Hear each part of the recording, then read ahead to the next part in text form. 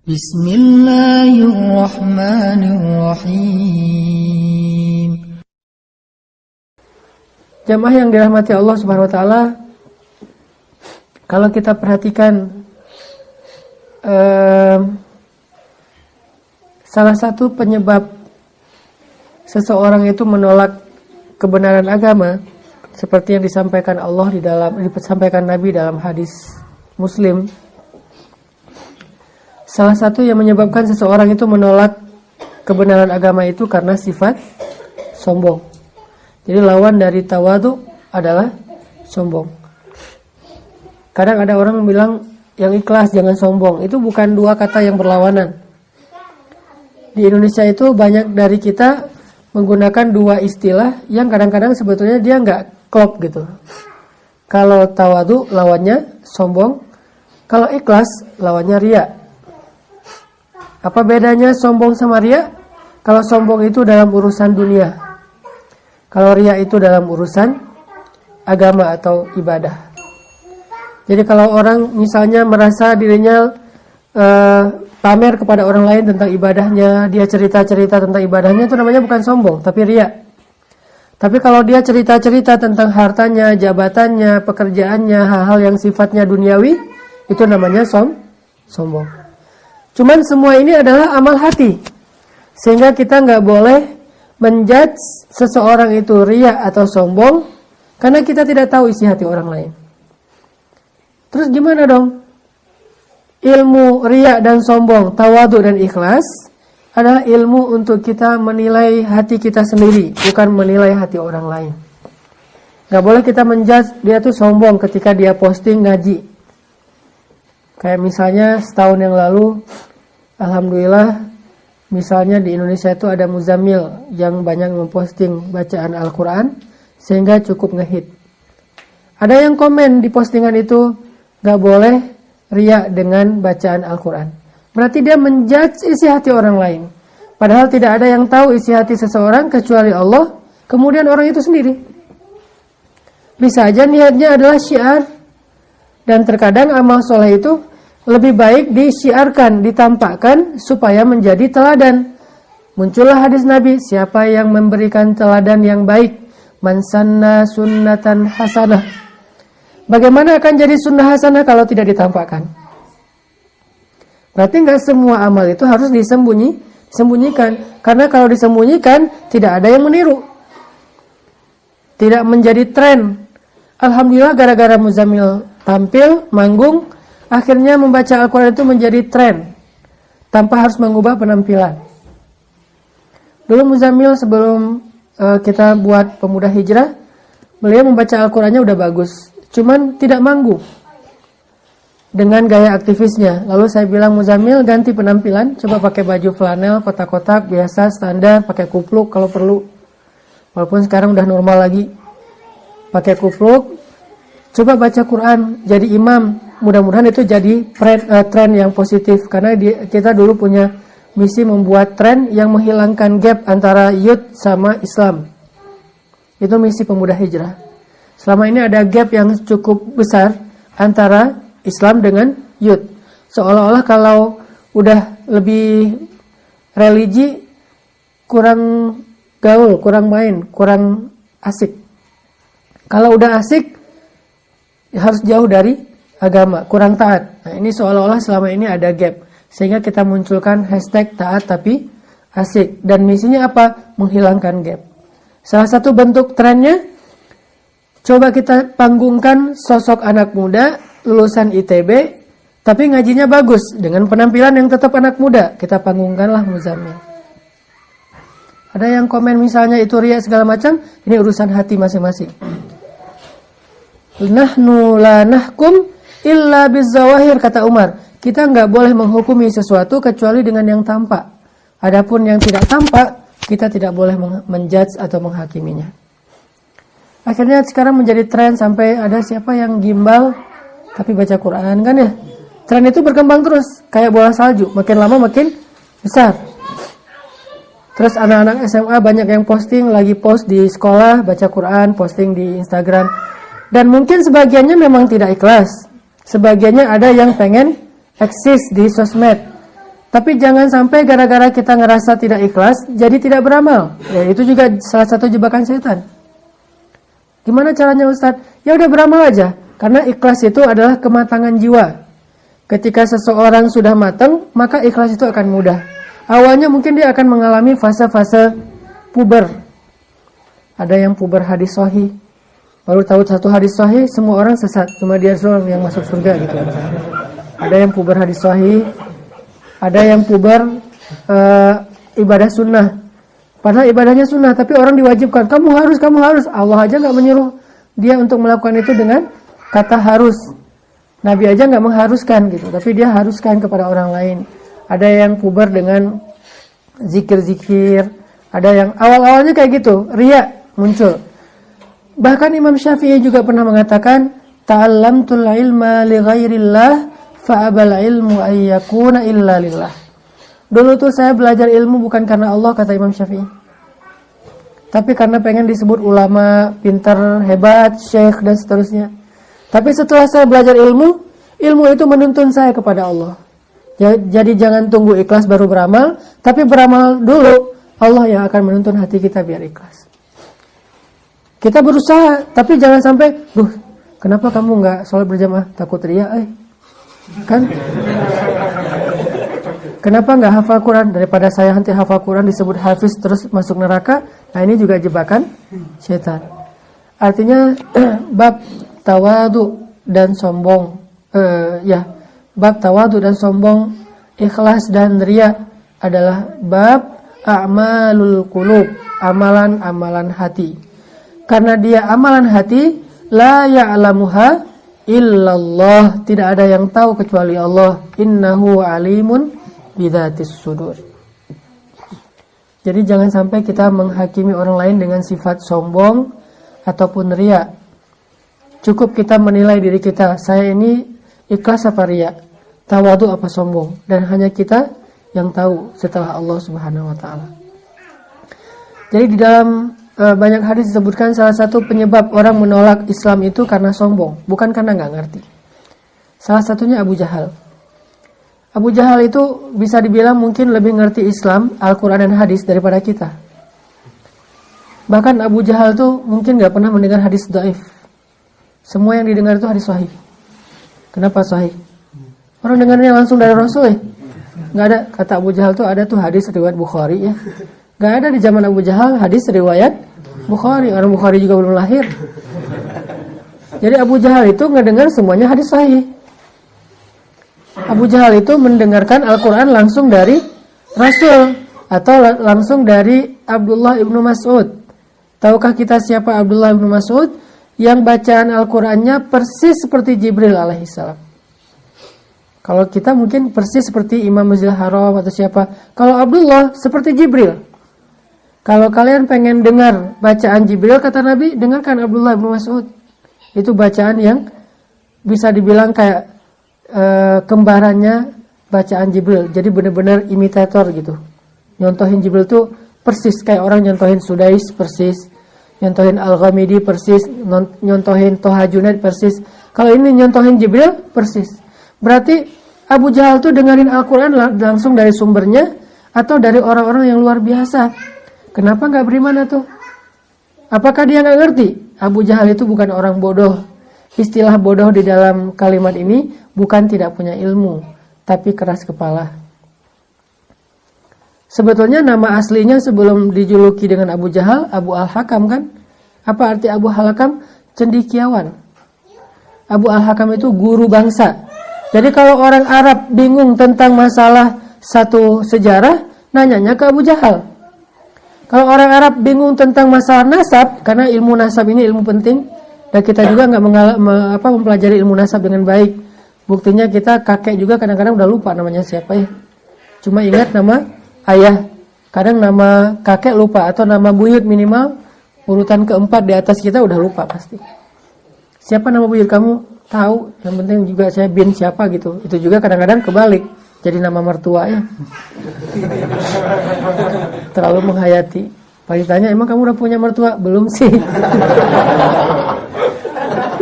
Saking semangatnya mau nikah. Abu Jahal itu menghafal nasab orang Arab, teman-teman. Semua orang yang ada di Mekah, dia tahu nasabnya sampai kepada Ibrahim. Dan modal menghafal nasab inilah yang menyebabkan kenapa Allah turunkan Al-Quran dan hadisnya di Arab. Karena orang Arab itu bagus dalam menghafal riwayat. Gak kebalik namanya. Seandainya Al-Quran turunnya di Indonesia, pasti udah banyak banget pemalsuan. Karena kita tidak terbiasa menghafal nasab dari si fulan, dari si fulan. Itu kan agak rumit ya, dan membosankan.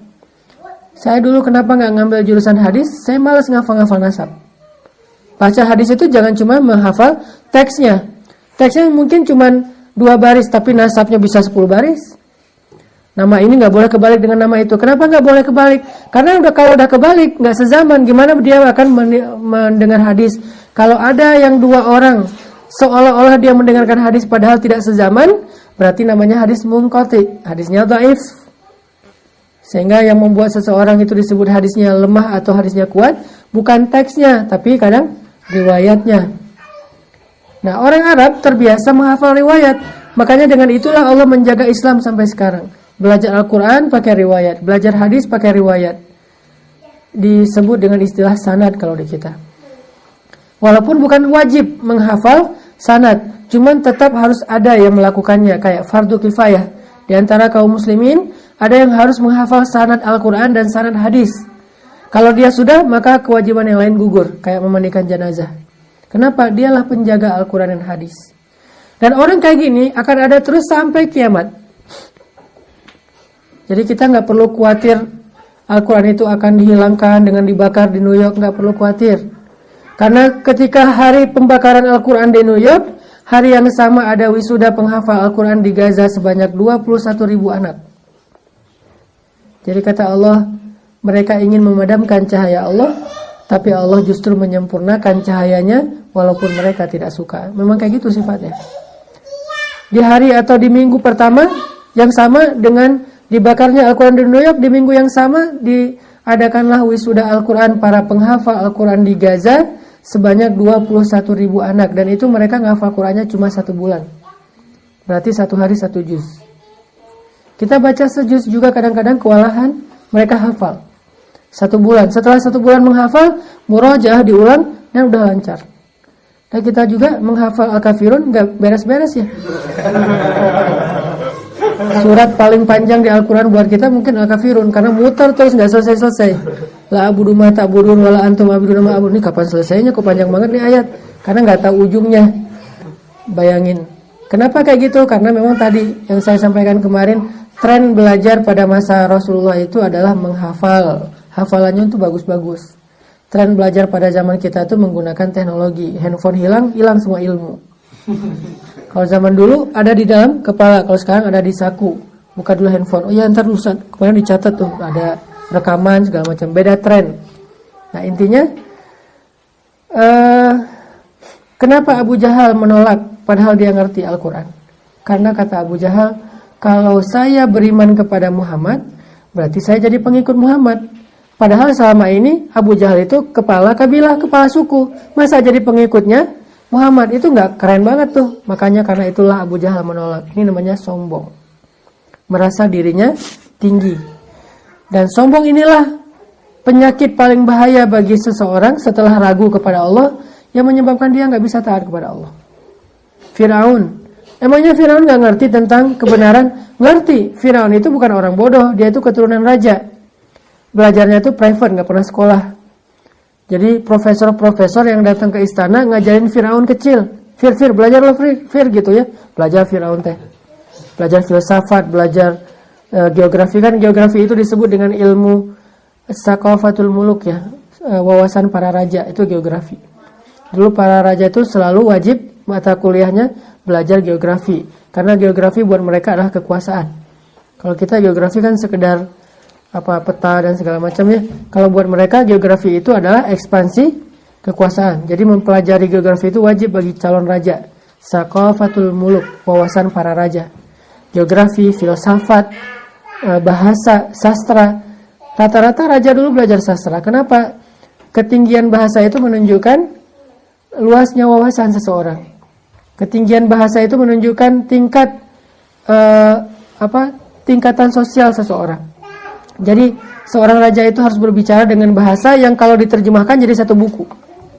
Itu bahasa-bahasa yang tinggi. Kenapa tuh kalau kayak gitu Firaun tidak menerima dakwahnya Musa? Apakah dia nggak ngerti? Tapi dia merasa sombong, enggan. Nggak mungkin dia menjadi pengikut Musa, padahal dia raja yang paling berkuasa di dunia pada masa itu. Ini masalah. Jadi masalahnya adalah istaghna. Makanya Allah berfirman di ayat berikutnya di surat Al-Alaq, kalla innal insana la yatgha ar-ra'ahu istaghna. Sungguh manusia itu akan melampaui batas kalau dia merasa dirinya serba cukup, artinya serba ada. Merasa nggak butuh kepada Allah. Merasa normal-normal aja. Dan itu terjadi dalam hidup kita walaupun dengan grade yang mungkin nggak separah mereka. Contohnya apa? Kita itu jadi lebih taat kepada Allah kalau kita lagi banyak masalah. Kayak gitu kan yang sering kita rasain. Giliran baru diputusin, sholatnya khusyuk. Kemarin diputusin, misalnya malam diputusin. Itu dia azan subuh. Itu azan subuh paling baper. Makanya azan subuh terbaik menurut saya orang yang baru diputusin. Itu azannya enak banget. Allahu Akbarnya aja getarannya gimana gitu ya. Getaran nggak percaya kok bisa gitu ya, aku nggak bisa hidup tanpa kamu gitu ya. Ini artinya orang kalau lagi banyak masalah, sakit, banyak hutang, ada masalah sama temennya, sama mantan, apalagi pas ngeliat postingan mantan terakhir tuh udah di atas pelaminan, itu kan berat banget tuh. Biasanya doanya khusyuk, tilawahnya banyak, tahajud rajin. Kenapa? Karena waktu itu dia lagi drop, lagi down banget, dan ketika itu dia merasa butuh kepada Allah. Tapi kalau lagi normal, doanya juga standar. Ya Allah sama aja deh dengan yang sebelah gitu ya. Atau minimal Rabbana atina fid dunya hasanah. Kalau sholat ayatnya pasti yang paling ikhlas, Al-Ikhlas. Nggak mau ayat-ayat yang panjang. Kalau misalnya dia lagi banyak masalah, ayatnya bisa Al-Baqarah tuh, walaupun alif lam mimnya doang gitu. Al-Baqarah, Ali Imran. Kenapa bisa kayak gitu? Karena seseorang ketika lagi ngerasa normal, dia nggak ngerasa butuh sama Allah, dan saat itu dia nggak jadi taat. Tapi kalau dia lagi banyak masalah, dia merasa butuh pada Allah, saat itu juga dia akan kedongkrak, termotivasi, terbooster untuk lebih taat kepada Allah. Dan itu fitrah manusia.